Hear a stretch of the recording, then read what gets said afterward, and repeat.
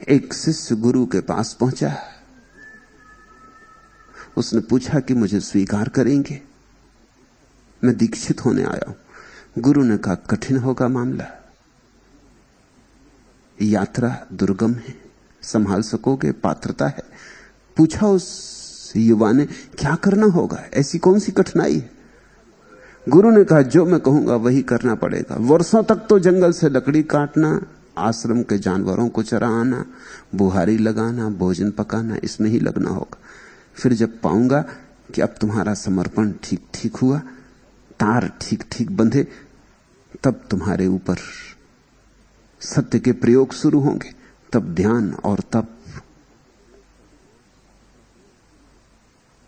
उस युवक ने पूछा ये तो बड़ा झंझट की बात है, कितने वर्ष लगेंगे ये जंगल जाना, लकड़ी काटना, भोजन बनाना, सफाई करना, जानवर चराना।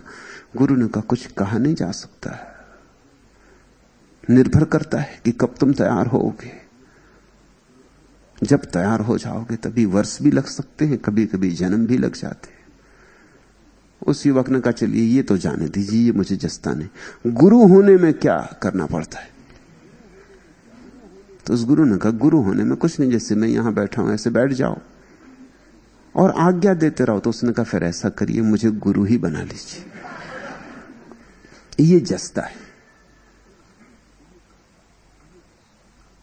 गुरु कौन नहीं बन जाना चाहता? तुम भी कोई मौका नहीं खोते जब गुरु बनने का मौका मिले।